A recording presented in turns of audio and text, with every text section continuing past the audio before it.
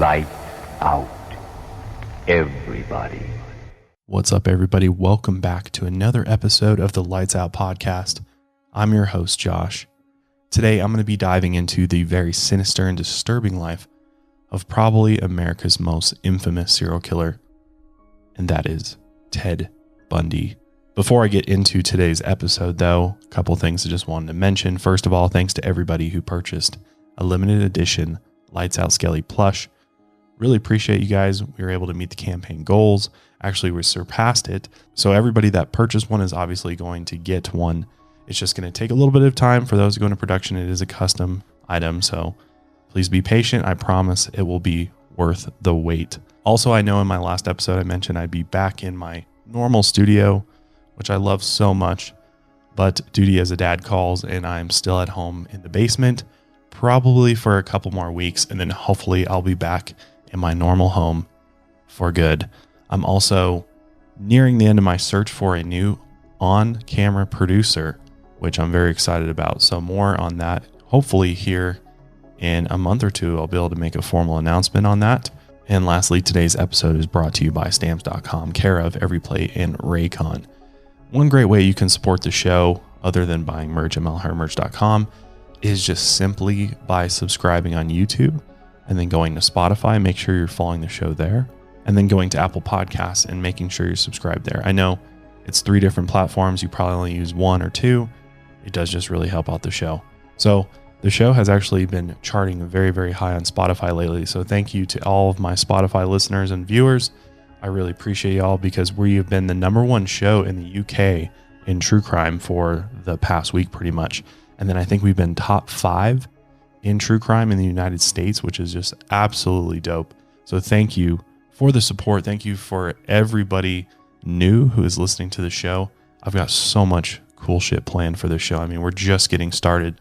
There's so many things I've been wanting to do that time is just not allowed for. There's so many topics and stories, and you guys have been submitting so many interesting things that I've just been going down so many rabbit holes, very, very dark rabbit holes at that. So thank you so much for being a Lights Out listener. I really appreciate you. And the show is only beginning. So let's go ahead and just jump right into today's episode. We're going to dive into the life from the very beginning of serial killer Ted Bundy. The life of Ted Bundy began on November 24th, 1946, where he was born to his mother, Eleanor Louise Cowell, who gave birth to him at the Elizabeth Lund Home for Unwed Mothers in Burlington, Vermont. The Elizabeth Lund Home was a place where women could go if they suffered from poverty, addiction, or abuse, or any other types of issues like that. And some of the women there suffered from all 3. Eleanor was there because she had no money and nowhere else to go. Her parents were still around, but her father was extremely abusive. And after she gave birth, the identity of Ted's real father became a mystery. On his birth certificate, his father was listed as Lloyd Marshall, who was born in 1916. But his mother later said that she had been seduced by a war veteran named Jack Worthington, and he impregnated her. Either way, Ted didn't have a father growing up. The rest of Eleanor's family didn't believe the stories about who the father was. Others even went as far to suspect that Eleanor's abusive father, Samuel, might have sexually assaulted her and impregnated her. So to avoid the rumors and the social stigma of being a single woman at the time, Samuel and his wife Eleanor took their grandson in as their son, and his name became Theodore Robert Cowell. And so Ted grew up believing that his mother was just his older sister, and he wouldn't actually find out the truth until many years later. So him and his mother lived with his grandparents in Philadelphia for the first few years of his life. In the 1940s, the nuclear family was everything. A tight-knit family unit was seen as the only way to properly raise kids. So they stayed with the grandparents for several years. Samuel was violently abusive, so Ted was constantly in defensive mode for the first few years of his life. He would even beat the family dog and kill small animals in front of Ted in 1950 when Ted was only 4 years old. Eleanor and Ted fled Samuel's house, and they moved in with some other relatives in Tacoma, Washington. Here, his mother changed his last name from Cowell to Nelson, and by the next year, she met a man named Johnny Bundy, at an adult singles night in Tacoma's First Methodist Church. Their romance moved fast and they married within a year. So Ted's last name was changed once again, and he was officially named Ted or Theodore Bundy. His mother and his new stepfather had several more children through the years, and since Ted was much older, he spent a lot of his childhood babysitting the younger kids. John tried to be a father to Ted. He tried to get his stepson to join him on camping trips or going fishing, but Ted was very reserved and kept his distance. He had been in and out of so many different homes that he refused to make an emotional connection with anyone. And as he got older, he went to Woodrow Wilson High School in Tacoma, where he was known as a good student. He also served as the vice president of the Methodist Youth Fellowship at his church. Plus, he was a Boy Scout in the local troop. He was busy, active, and successful, but still he struggled to make any social connections.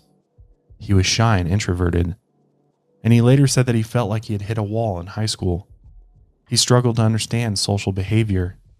He never made any close friends, but he was good at pretending that he had a social life. When he was a teen, he would tell his parents that he was going out with friends on a Friday night. But once he left the house, he spent all of his time alone. He didn't understand why people wanted to have friends. He didn't even understand why people liked each other in the first place. The more time that Ted spent alone, the more in touch with the darker side of himself he got. As he isolated himself from everyone in his teens, evil thoughts and desires crept in. Ted called this part of himself the entity. And it was this part of himself that became fascinated with sex and violence. While in his teens, he would search through their local library looking for true crime magazines and books on violent crime. He wasn't looking for interesting stories. He was looking for pictures that showed dead bodies and violent sexuality.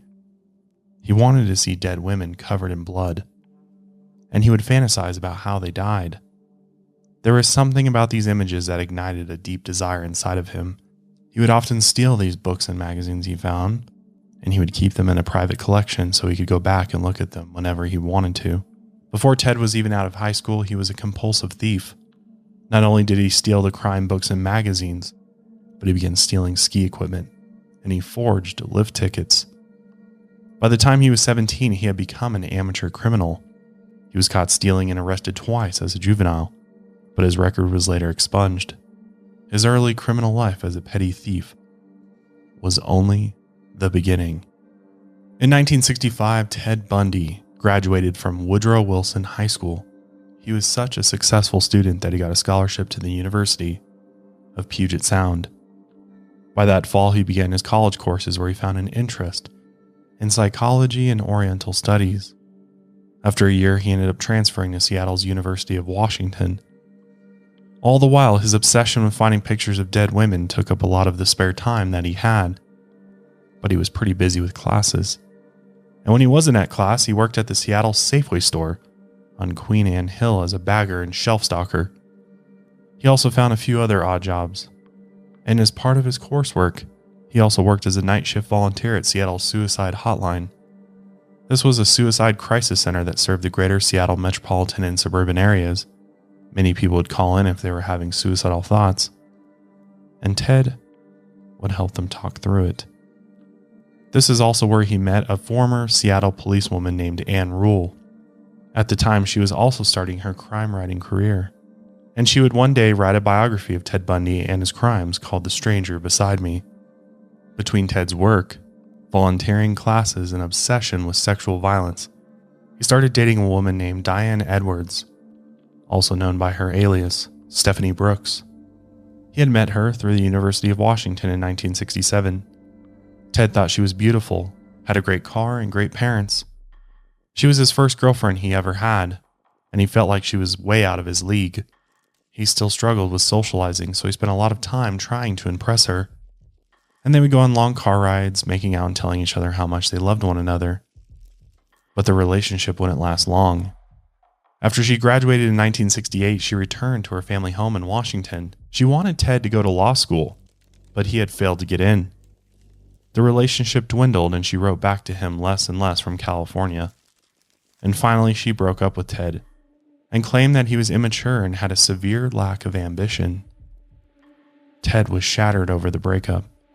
He had developed an overwhelming fear of rejection, and their breakup only added to it, especially after he had just been rejected from law school. He decided to stop taking classes and travel back to his birthplace in Burlington, Vermont. He was so shaken up by the breakup that he felt the need to return to his roots and find some peace. But there wouldn't be any peace to find there. He desperately wanted to figure out who his parents were since he never knew them, or so he thought. While he was there, he learned that he had been living a lie this whole time. According to Ann Rule, Ted visited the local records clerk and finally uncovered the truth about his mother. He still thought that his mother was his sister this whole time, but the records revealed the truth. After he understood that Eleanor was his mother, and his father's identity was a complete mystery, Ted went through a dramatic change. He felt a complete sense of abandonment by both his ex-girlfriend and his mother, and this changed his view of women forever. And he decided that they could no longer be trusted. The part of him that he called the entity took over more control during these few months, and he became more focused and determined in his schoolwork and job. Plus, his ex had thought he was immature and lacked ambition, so he would do anything to prove her wrong. In 1968, he got a job managing the Seattle office of Nelson Rockefeller's presidential campaign, and he also attended the Republican convention in Miami, Florida, as a Rockefeller supporter. Not only did he get into politics, but he also re-enrolled at the University of Washington. He began taking classes again, and he declared a major in psychology. He went on to become an honors student, and he was well liked by his professors. It was the first time in his life that things seemed to be going well. And to top it off, he met Elizabeth Klopfer in 1969. She was a divorced secretary who had a daughter from her previous marriage. Ted and Elizabeth fell deeply in love, and their relationship stayed strong while they built a future together. In 1972, Ted graduated from the University of Washington with a degree in psychology. After graduation, he went to work for the state Republican Party. Through his work, he ended up impressing the world of politics, and he formed a close relationship with Governor Daniel J. Evans. Ted became a strong asset for the governor, and during his campaign, he sent Ted out to follow his Democratic opponent around the state. Ted then disguised himself as a student so he could sneak into conventions and tape record the Democrats' speeches. Then he'd report back to Daniel personally. They went over the talking points in each speech so that Daniel could counter them. The Democratic campaign eventually caught on to Ted disguising himself, but it was too late. He had gotten what he needed. And Daniel went on to win the election that year, and he served as governor until 1977. After this, Ted saw that he might have a future in politics and law, so he enrolled in the law school at the University of Utah in 1973. But he soon realized that he wasn't cut out for law school, and after only 2 semesters, he dropped out in the spring of 1974. But before he dropped out, he wanted to make sure he did one thing while he was still in law school. Ted wanted revenge. He wanted to show his ex-girlfriend just how much he had changed since they first dated back in 1967. In the back of his mind, he had built up a revenge plot against his ex. So while on a business trip to California in the summer of 1973, he decided to look up his ex-girlfriend, Diane Edwards, also known as Stephanie Brooks. And he was able to arrange a meeting between the two. And when they met up, Diane was immediately impressed with Ted. Ted had a whole new look and a fresh attitude towards life. He was driven and successful, not to mention he was in law school. So the two began dating again. Meanwhile, Ted was still in a relationship with Elizabeth back in Washington, but neither woman knew that the other existed, and Ted kept this up for several months. He eventually asked Diane to marry him, and she accepted, but it was only a part of his plan. He had no intention of actually marrying her. He only wanted to get back at her for rejecting him all those years ago, so he led her on for months. And soon after New Year's 1974, he ghosted her. He stopped returning her phone calls and never wrote her back. He rejected her just like she did to him all those years ago. And he loved this. After his first taste of revenge, Ted Bundy grew hungry for more. But now breaking someone's heart wasn't good enough. And still, the images of dead women flashed in his mind. Ted knew he wanted blood. and the entity that grew inside him all these years was finally about to be set loose. Things get much, much darker for Ted from here on out. And we'll get more into that right after our first break. Pretty much every night I use my Raycon wireless earbuds to listen to Hammock as I fall asleep. I've been using Raycon wireless earbuds for years now, and I've got to say I've tried a bunch of different earbuds, and Raycons are the most comfortable to fall asleep in. Pretty much every morning when I wake up, the earbuds are still in my ears actually, and my ears don't hurt when I take them out. That's how comfortable they are. Every pair of wireless earbuds comes with a charging case, which is super nice. You can charge it. Super small, fits in your pocket. Plus, it comes with different size gel tips, which are super comfortable so you can find that perfect in-ear fit. What I love about Raycons is they give you 8 hours of playtime and a 32-hour battery life. Raycons are priced just right too.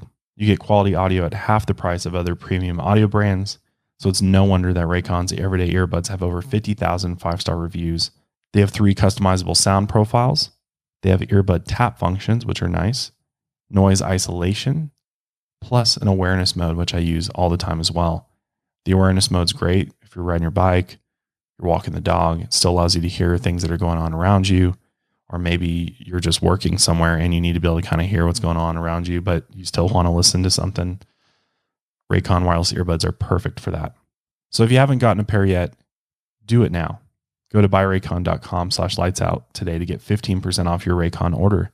That's buyraycon.com/lightsout to score 15% off. buyraycon.com/lightsout. For the longest time, I had no idea what vitamin supplements I needed to be taking, and so I would just go buy a men's multivitamin from the grocery store, and that was pretty much it. But that is until I discovered Care of.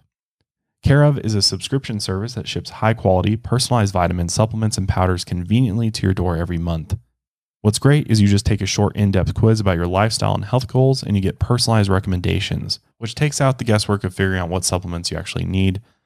I love this about it. They make it really easy to figure it out, and I think I ended up with like 12 different things based on how I answered the questions, and they've got some of the things that you won't find in other vitamins, which is really cool. Ashwagandha, GABA. The personalized recommendations are great because you can choose to add or remove things if you want to truly customize it for yourself. What I love most about Care of is that all of your vitamins come in little pouches for each daily use in this convenient box that you just pull from each day. And it really makes it easy to stay on top of taking your vitamins. Plus, Care of's free app gives you daily reminders to take your vitamins and even rewards you for doing so with exclusive discounts and merch just by tracking your progress. The Care of daily vitamin packs I just mentioned are made of plant-based compostable film, so you can stress less about your impact on the planet. And each shipment comes with a customized booklet showing you exactly what is in your individual daily packs and why it's recommended specifically for you and your health goals. I love Care of, and I'm sure you will too. And right now, for 50% off your first Care of order, go to takecareof.com and enter code LIGHTSOUT50. For 50% off your first Care of order, go to takecareof.com and enter code LIGHTSOUT50. All right, let's go ahead and jump back into the life of Ted Bundy. So no one knows exactly when or where Ted Bundy began killing his victims, and it's truly unknown how many victims he had. But from the known and recorded stories, many believe his killing spree took off in the early 1970s. Some believe Ted might have started killing women as early as his teen years. An 8-year-old girl from Tacoma named Anne Marie Burr vanished from her home in 1961 when Ted was 14 years old. He later denied having anything to do with it, but Ted was a narcissist and a compulsive liar. He said that his first attempt to kidnap a woman was in 1969, and the first time that he committed murder was in 1972, but again, no one knows for sure. Some colleagues had seen signs that something was off. As early as 1973, one of Ted's Republican Party friends saw that he kept a pair of handcuffs in the back of his Volkswagen. Even though it's unknown when he truly began killing, Ted let sexual rage and violence consume him from early on, and after tricking Diane into getting engaged with him, he knew he could successfully manipulate people. He knew how to come off as intelligent and charismatic, and he knew how to disarm people, and most that met him couldn't tell that a demon hid behind his nice smile and his smart conversations. He used these to trick women. And by 1974, he began his long killing spree of young women when he was 27 years old. On January 4th, 1974, Ted had recently broken up with Diane, and the only way he could increase that feeling of revenge, he realized, was to kill. And shortly after midnight, he sneaked into the basement where an 18-year-old dancer and University of Washington student named Joni Lenz lived. As he got into her bedroom, he took a metal rod from her bed frame and stood over her. And before she woke up, he bludgeoned her to death with the metal rod as she slept. He then took a speculum, which is a metal tool for investigating body orifices, and he sexually assaulted her with it. Joni was later found by her roommates the next day. When they found her, she was laying in a pool of her own blood, and she had fallen into a coma for 10 days. She survived the attack, but suffered severe permanent brain damage. Some thought this was a drastic escalation in Ted that came out of nowhere, but supposedly he had a history as a predator. He often crept around campus, peeking through women's windows and watching them get undressed. He became a voyeur over the years, and mixed with his obsession with revenge and sexual violence, murder was the only next step for Ted Bundy. After going this far, he would never turn back. After getting a taste of sexual violence against women, he planned on doing it for as long as he could get away with it. He only waited a month before attacking again. This time, he would make sure that his victim died, but not before having his way with her. On February 1st, 1974, Ted snuck into another college student's room. She was 21-year-old Linda Ann Healy, and she was his cousin's roommate. In the early morning hours, he snuck into the bedroom and bashed in her skull, knocking her unconscious. He dressed her in jeans and a t-shirt, wrapped her in a bedsheet, and then he carried her out of the building. All that was left behind was a few bloody bedsheets. Once he took her out of town, he then killed her and dumped her body in the deep woods of the Taylor Mountain Forest, which was about a 30-minute drive from the university's campus. Her body wasn't discovered until a year later in 1975. And this became the first in Ted Bundy's long list of murders. From law student to rapist to killer, Ted Bundy and the entity were on a path where there was no turning back. Co-eds around Washington began disappearing at a rate of one per month in 1974 and sometimes more. And on March 12th, he attacked his next victim. Donna Manson, a 19-year-old from Evergreen State College, disappeared and was never seen again. Ted began trying out his new strategy of luring women over to his VW Beetle and saying that he needed their help. He would often dress himself in an arm sling or crutches to make himself look injured. So strangers who only wanted to do a good deed would come over to help him. On April 17, 1974, another student named Susan Rancourt disappeared from Central Washington State College. And not much later, two other students from the same school mentioned seeing a man in an arm sling who kept asking people to help carry a load of books to his car. This is how he got people near the trunk of his Beetle. And once they were close enough, he would shove them inside and lock the door. After he drove out to a remote place in the woods, he would bludgeon his victims and strangle them to death. He did this with several more victims in the Pacific Northwest. Most of them were college students, and they were always lured to his VW Beetle before disappearing. His victims were either walking across campus, walking out of a local bar, or just walking around the dormitories. Witnesses at the University of Washington reported that they had seen a man in a full leg cast asking people for help with carrying his briefcase to his car. It didn't take long for fear to spread across the Pacific Northwest as more and more college women disappeared. As word spread of a co-ed serial killer, many women began looking over their shoulders as they walked through campus. So Ted needed a new hunting ground. Ted was drawn to the power and control he had over these women. Even their sense of fear excited him. And since he became addicted to killing, he was quickly prone to boredom, so he needed to keep his sexual violence up at all costs, even if that meant he left more witnesses behind. In the summer of 1974, his strategy changed. He needed something fresh to keep his excitement up, so he decided to attack in broad daylight. On July 14, 1974, he headed into Lake Sammamish State Park, 15 miles southeast of the University of Washington. This was a popular place for college students to hang out while away from class and homework. After driving into the parking lot, he wandered around the park, trying to get the women back to his car. He was eventually able to get 2 women back to his car throughout the day, 23-year-old Janice Ott and 19-year-old Denise Naslund. That day alone, 8 people later told police that they had seen a young man with his arm in a sling, and he called himself Ted, and he drove a VW Beetle. 5 of the witnesses were women who Ted had asked to help him with unloading a sailboat from his car. One of the witnesses went with Ted, but as they got close to his car, they saw there was no sailboat, and their gut told them not to go any further, so they quickly left Ted alone in the parking lot. 3 other witnesses saw Ted approach Janice, and he had sold a story about the sailboat. So she left the beach and headed towards his car, and sadly she was never seen again. As for Denise, she disappeared without a trace about 4 hours later, and she was last seen walking into the public restrooms. Ted had raped them both, and he made one watch as he strangled the other to death. He disposed of their bodies about 2 miles from the park. These attacks were the first ones where Ted was confident enough to commit in the light of day. He was so confident that he didn't care about leaving a dozen witnesses behind. But the police now had more info about him. But to Ted, that just made the thrill of the murders way more exciting. It was later reported that Ted Bundy spent time with the bodies of his victims. After they were dead, he sometimes shampooed their hair and painted their fingernails. Some think this was a display of the 2 sides of Ted Bundy. The entity or the monster within was the rage and perversion he expressed, but his charm was used to seduce his victims and later wash their hair and paint their fingernails. People also later noticed that many of his victims were similar to his ex-girlfriend Diane.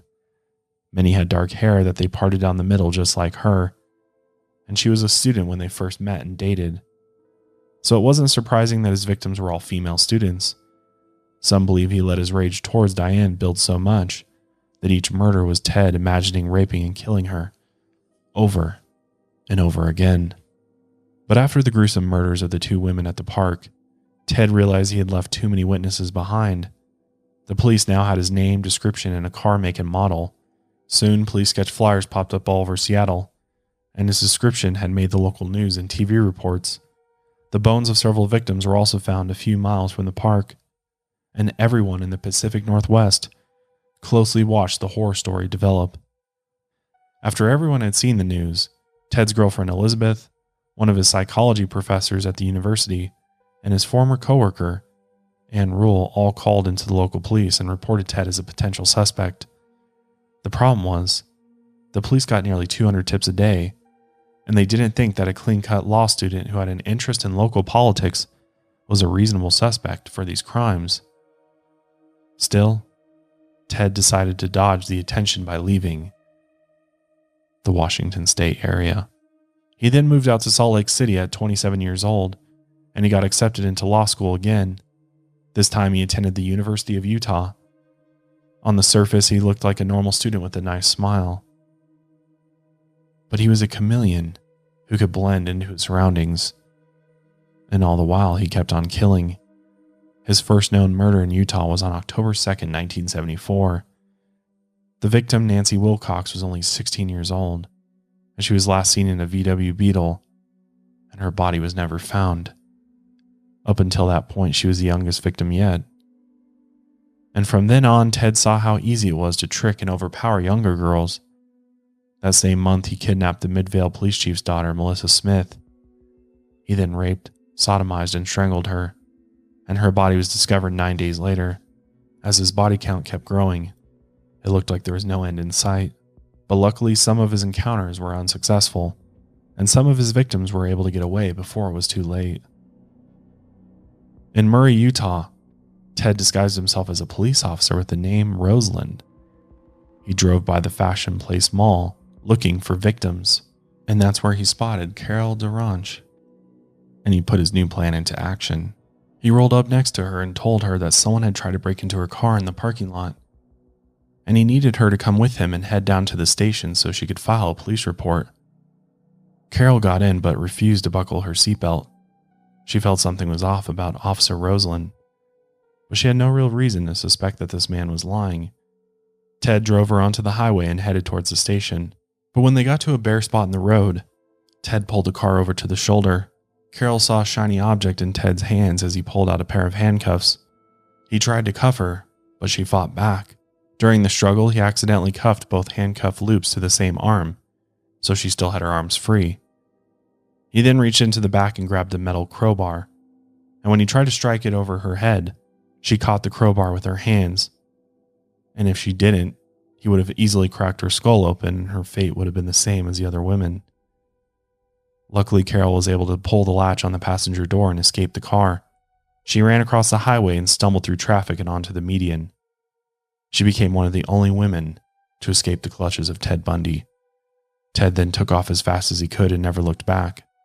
As he sped down the highway, he was pissed he let a potential victim go, but he knew he could easily find another one if he wanted to. It was still early enough in the day to try again. And so he did. An hour later, a strange man that many suspect was Ted Bundy showed up to Viewmont High School in Bountiful, Utah.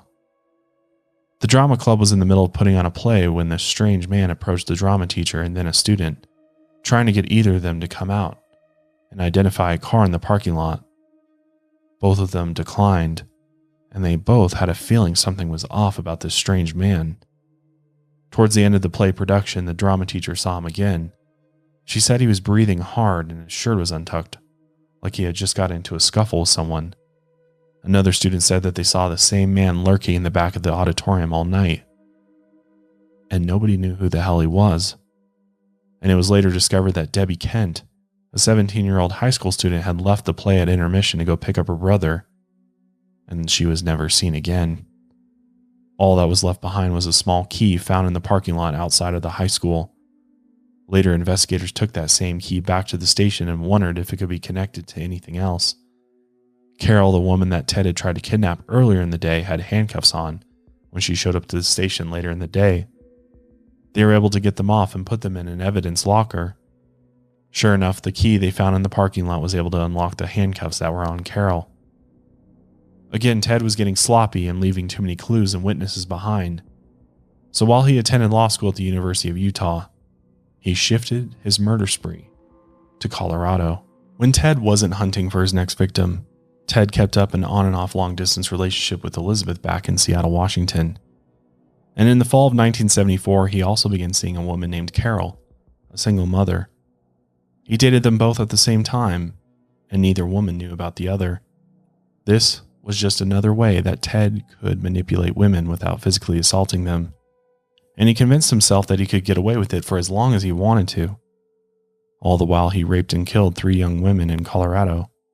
Each of them were either walking or biking through town. And Ted put on his usual show of needing someone to help him before shoving them into his Beetle and hauling them away. In May, he headed out to Idaho and abducted a 13-year-old named Lynette Culver from her middle school grounds. After returning to Utah, a 15-year-old named Susan Curtis disappeared. She was walking alone to the dorms during a youth conference at BYU, and her body was never found. Ted's victims kept getting younger, and his kidnappings kept getting sloppier. Not only was his police sketch all across the news, but more people also suspected there was a serial killer moving through the country, and he wasn't afraid of abducting his victims in the middle of the day. Back in Washington, investigators scrambled through their long list of suspects. They used computers to cross-check these suspects. They looked for classmates of victims and owners of VW Beetles. Anyone who turned up more than once became a person of interest. Ted Bundy was one of the 25 people who came up on 4 separate lists, and he was the next in line to be investigated when a call came in from Utah police. They had just made a crucial arrest. Ted Bundy was finally arrested on August 16, 1975 in Salt Lake City. He failed to stop for a police officer and was acting suspicious, so the officer got a warrant to search his car. Inside, he found a slew of strange items: a ski mask, a crowbar, handcuffs, trash bags, an ice pick, and other items that looked like tools used to break and enter properties. All these items looked pretty suspicious, but Ted kept calm the whole time. When they began questioning him, he explained that he needed the mask for skiing, and he said that he found the handcuffs in a dumpster. One of the detectives noticed Ted was driving a Volkswagen Beetle. This was the same car that had been reported by Karel, the woman who was almost captured by Ted, So the detective got a search warrant for his apartment too. And when they rifled through his stuff, they uncovered a brochure of Colorado ski resorts. Next to one of the resort names, the Wildwood Inn had a bright red checkmark next to it. This was the same place where one of his victims had disappeared. They also found a meat cleaver and a bag of women's clothes in his apartment, but it wasn't enough to suspect him of murder, so he was eventually let go. With the FBI now on his trail, he decided to sell his car before they could get their hands on it, but they still were able to find it through the new owner. Inside, they found strands of hair that belonged to 3 women. So they caught him in Utah and brought him in for a lineup. In the car, they found the strands of hair of Carol Durange, the woman who had escaped from his car. So she came in to pick him out of the lineup, and she quickly identified him as Officer Roseland, the man that tried to capture her. Other witnesses identified him as that strange man who was lurking around the back of the auditorium on the night of the play when Debbie Kent disappeared. He was quickly charged with kidnapping soon after. When his girlfriend Elizabeth heard the news, she immediately broke up with him. Ted's trial only lasted a week, and Ted was convicted of kidnapping Carol on March 1st, 1976. He was sentenced to up to 15 years in Utah prison. As for the Colorado investigation, the police there were pursuing more murder charges, and Ted was extradited there to stand trial for his crimes. It seemed like this nightmare was finally coming to a close. They finally had their monster in custody, and Ted most likely was going to prison for the rest of his life, or possibly even facing death. But Ted had other plans. Before we dive into Ted's plans, take our last break, and we'll be right back. As a small business owner, the holiday season has a way of sneaking up on us. And as a small business owner, you know how important it is to be ready for the insane holiday season. And if you haven't started preparing for the chaos of holiday mailing and shipping, you're already falling behind. Luckily, Stamps.com has everything you need to make your life a whole lot easier. It's the 24/7 post office that you can access from anywhere. There's no lines, no traffic, no hassle. I've been using Stamps.com for several years now. Both of my companies use it on the daily for shipping orders. And I got to say, it's the best service out there. It saves me from never having to go to the post office again, which is absolutely amazing because every time I go, there's a line out the door. It's so slow. I can do everything that the post office can do right in my warehouse, right in my office, and I don't have to go anywhere because they'll come and pick up my packages, which is amazing. Stamps.com is really your one-stop shop for all your shipping and mailing needs. Get access to the USPS and UPS services you need to run your business right from your computer. With inflation on the rise, every dollar counts. Protect your margins with major discounts on USPS and UPS rates, up to 86% off. Stamps.com is great. You don't need any special equipment, just a computer and a printer. And again, it works 24/7. You're not beholden to the hours of the post office. You can print postage literally 24/7, 365. So if you haven't checked out Stamps.com yet, get ahead of the holiday chaos this year and get started with Stamps.com today. Sign up with promo code LIGHTSOUT for a special offer that includes a 4-week trial plus free postage and a digital scale. No long-term commitments or contracts. Just go to Stamps.com and click on the microphone on the top of the page and enter code LIGHTSOUT. And our last sponsor for today is EveryPlate. EveryPlate is owned by HelloFresh. HelloFresh also owns Green Chef, for those that didn't know. EveryPlate is the most affordable meal kit out there, and they do not sacrifice quality, which is absolutely amazing. EveryPlate makes it super easy to plan out your meals for your week or month or however long you need it, and it's 25% cheaper than grocery shopping. With food prices at the grocery store going up, I can count on EveryPlate to be great value week after week. EveryPlate makes it easy to get the family gathered for dinner every night with delicious recipes everybody will love. Choose any options from our menu, including quick and easy, meat and veggie, and family friendly, so you can try whatever you want without committing to one preference. Not only is EveryPlate a great way to eat affordably, it tastes great too, with recipes like super smash burgers, ponzu chili steak bowls, and creamy lemon herb chicken. You can find new favorites to make regular in your dinner rotation. With EveryPlate, you'll never get tired of the same old. The recipes change every week, always tempting your taste buds with something new to try. Every time I've tried EveryPlate, I've absolutely loved the recipes. I've found that they're a little bit simpler to make than maybe the ones that HelloFresh has, which is kind of nice, and they're just tasty. But obviously the best thing about EveryPlate is the price. And right now you can get your first box for just $1.49 per meal by going to everyplate.com and entering code LIGHTSOUT149. Get started with EveryPlate for just $1.49 per meal on your first box by going to everyplate.com and entering code LIGHTSOUT149. So on June 7th, 1977, Ted was back in Colorado preparing for a hearing in one of his murder trials. This took place in the Pitkin County Courthouse in Aspen, and after a few hours of the hearing, the judge called for a court recess. Since Ted decided to represent himself in the trial, of course, he was allowed to head over to the courthouse's law library, and this is where he could research the law so he could be prepared for his trial. While wandering around the bookshelves, he noticed an open window in the library. Even though he was on the second story, he decided, you know what? I'm going to take this risk.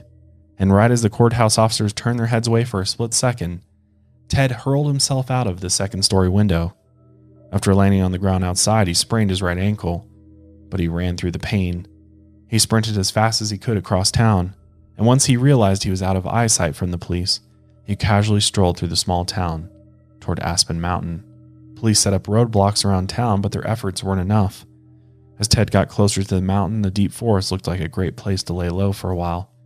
He climbed all the way to the top of Aspen Mountain without being picked up by police. He discovered an abandoned hunting cabin where he rested for several days. And after lying low, he planned on heading to the nearby town of Crescent Butte. The problem was he didn't know how to get off the mountain. He wandered around the trails for several days, but he kept missing 2 trailheads that led down the mountain. While he was lost, he ran into a man armed with a rifle. This was one of the volunteer searchers who scoured the mountainside to help the police look for Ted Bundy. But with his charm, Ted was able to talk his way out of it. He tricked the man into thinking Ted was just another hiker wandering the beautiful countryside. On June 13, 1977, Ted stole a car he found on a nearby road. He drove back into Aspen and was about to head out of town. He was close to getting away again. But 2 officers noticed the car he was driving had dimmed headlights at night, and he was weaving in and out of his lane like he was drunk or distracted. After pulling him over, they immediately recognized him as Ted Bundy, and they took him into custody. He had been on the run for almost a week, and now he was back in jail. But he now realized how easy it was to escape custody. So as they held him in the Glenwood Springs, Colorado jail, he got his hands on a hacksaw blade from another prison inmate. Over the next 2 weeks, he spent his spare time sawing through the welds that were fixed to a small plate in the ceiling of his jail cell. He also ate very little so that he could slim down and fit through the hole. After he finally cut his way through the metal plate, he was now able to pull himself into the crawl space above. An informant in the jail told the guards that they heard Ted moving around in the ceiling a few nights before his escape, but it was never looked into. After his trial date was set on January 9, 1978, they also changed the venue to Colorado Springs. So Ted realized he had to make his escape before being transferred out of his current jail cell. So on the cold night of December 30th, 1977, Ted bundled up in layers of clothing before his escape. He also stuffed a bunch of books and files under his blanket to make it look like he was sleeping in his jail cell. Then he wriggled his way up through the small hole he had cut in the ceiling and wiggled into the crawl space. From there, he crawled to a spot directly over the jailer's linen closet. The jailer and his wife were out for the evening, so Ted dropped down into his apartment and walked out the front door. Ted was free once again, but it was a cold, snowy night in Colorado. Traveling through the frost was going to be tough with his lack of clothes and proper gear. So he hotwired a broken down car on the side of the road, but it stalled out when he got into the mountains. He was stuck on the side of Interstate 70 in the middle of a blizzard. Lucky for him, another driver pulled over and offered him a ride into Vail, Colorado.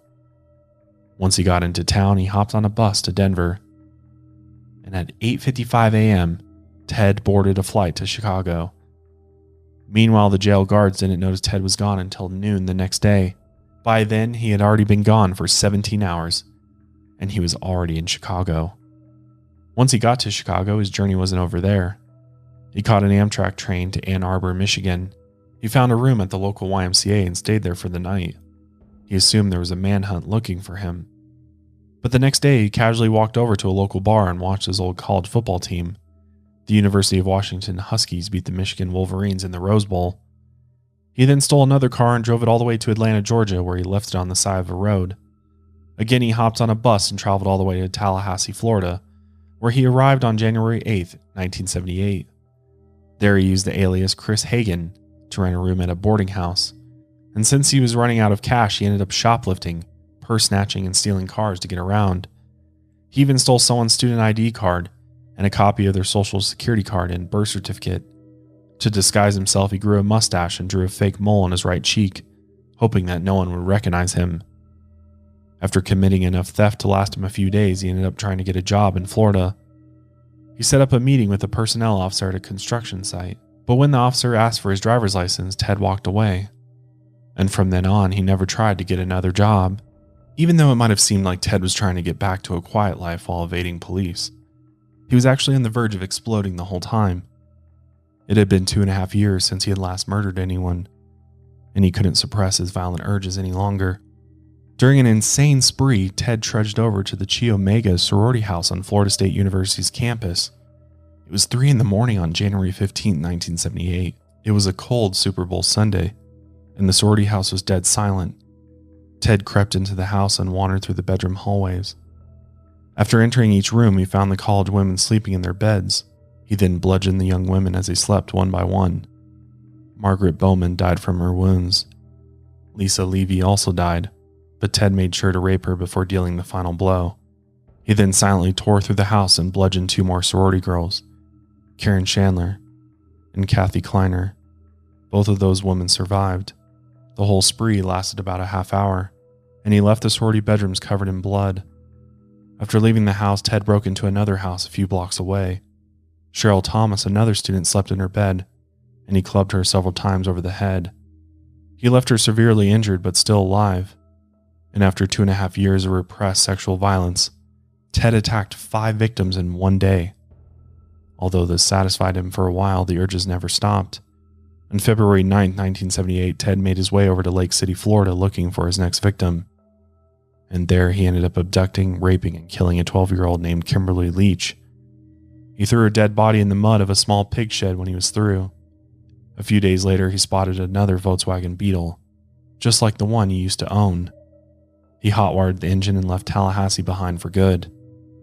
He headed west along Florida's Panhandle, and after a few days of traveling, on February 15, 1978, Ted was stopped by the Pensacola police. The officer had called in a check of the license plate, and the vehicle came up as stolen. When he got out of the car, he resisted arrest and lunged at the officer, and after a short scuffle, Ted was finally overpowered and arrested. And on the drive to the jailhouse, Ted admitted to the officer that he had started the fight with him, hoping that the police officer would kill him. Instead of going back to jail, Ted Bundy wanted to commit suicide by police, but he didn't get his wish. When the police officer booked Ted at the station, Ted gave him the name Ken Meisner. This was the ID of the man he had stolen ID documents from back in Tallahassee, but by the next morning they had made a positive fingerprint identification. They finally had Ted Bundy back in custody. With no delay, they transported him to Tallahassee and charged him with the Tallahassee and Lake City murders in Florida. Later, he was taken to Miami to stand trial for the sorority murders, and this time he wouldn't escape. In June of 1979, Bundy went to trial for the sorority murders. He had 5 court-appointed lawyers, but he still wanted to represent himself as his own attorney. His narcissism got the best of him. Even though he was a failed law student, Ted thought he could successfully represent himself. But the evidence against him was too solid, and the sloppy spree of his sorority murders would end up being his downfall. Nita Neary had returned to the sorority house early in the morning around 3:30 a.m., and she saw Ted as he was leaving the building, and she identified him in court.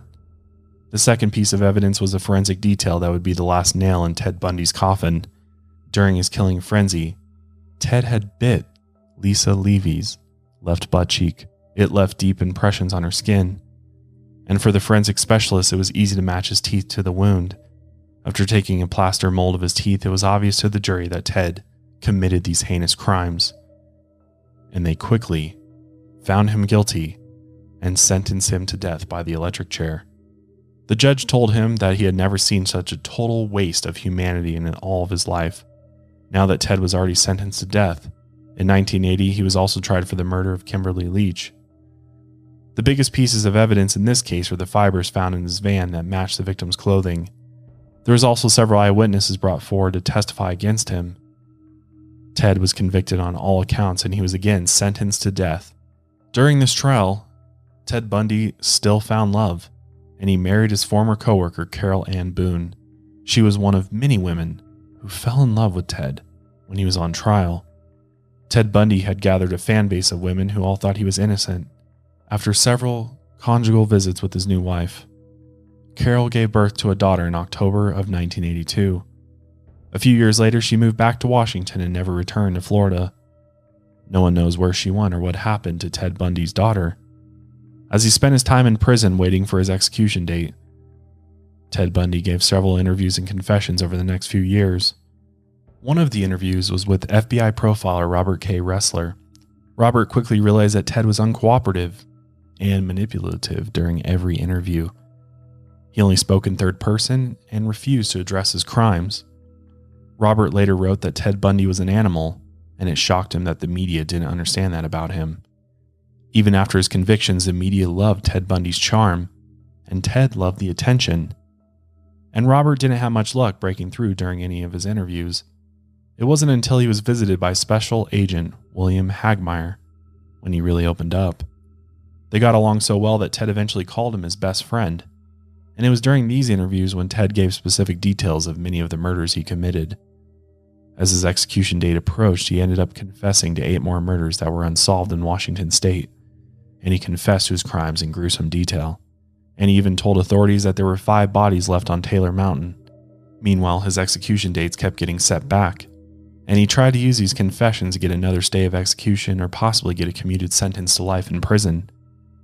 A legal advocate that worked for Ted even asked some of the families of the victims to send letters to the Florida governor and ask for mercy for Ted.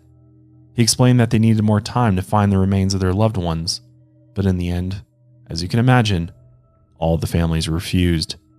Ted then desperately tried to use his confessions as leverage, and he always promised to reveal more information if he was given more time, but he couldn't manipulate his sentence any longer. His execution date stayed on schedule, and on the night before his execution, he gave one last television interview to James Dobson. James was the head of the evangelical Christian organization called Focus on the Family. And it was during this interview that Ted claimed that his early consumption of violent pornography helped shape and mold his violent behavior, and he blamed the sexual violence in the media. And he also said that this would send other boys down the road to becoming Ted Bundys. I'm going to go ahead and play a few clips just so you can hear what this monster sounded like. I didn't show any emotion because, what am I supposed to do? Am I going to jump up on the table? Am I going to scream? That's what I felt like doing. I heard my mother crying. It's an emotional time. I don't even like to think of that day. But I wasn't going to give them the satisfaction of seeing me break down. Do you ever think when you're in that cell about the possibility that you could one day face a firing squad? They don't have firing squads in Colorado, and I don't think that in any event that I ever think. I don't think about it, honestly. In the few days before his execution, Ted also confessed to his special agent friend William Hagmaier that he thought about killing himself several times, but in the end he decided not to. On January 24th, 1989, Ted Bundy was finally led to the electric chair in Florida State Prison. They strapped him into the chair and sent 2,000 volts into his body for less than 2 minutes. And Ted Bundy was pronounced dead at 7:16 a.m. Hundreds of people gathered outside the prison and cheered when they finally saw the signal that Ted had been declared dead. They sold t-shirts and hats outside to celebrate his death. People even cooked hamburgers and painted signs on their cars with the words, "Fry Bundy, fry." One of America's most notorious serial killers was now dead. After his execution, scientists surgically removed Ted's brain, as they hoped to better understand the inner workings of a serial killer's mind. In the decades since his death, Ted Bundy has left his permanent mark on serial killer history. His charm, manipulation, and fucked up sadistic tendencies have given him a place in the Hall of Horrors. His resentment that he had built up against his first girlfriend was a seed that grew into a downward spiral of sexual violence and perverted madness. He spread fear across state lines while he bludgeoned, raped, and strangled somewhere around 36 women, possibly more. He claimed that these victims radiated vulnerability. He could see in their facial expressions that they feared him. And he convinced himself that these expressions were an invitation to kill them. He had also convinced himself that the loss of one person's life was a small price to pay for his violent, sexual satisfaction. In his own words, he once admitted, "I'm the most cold-hearted son of a bitch you'll ever meet," and that might be an understatement. I think Ted Bundy got exactly what he deserved, and it just is so horrible that it took so long for police to connect the dots. This was a time before technology and databases and I feel like it would be very difficult for a serial killer of this caliber to exist today, not to mention all the escapes from jail.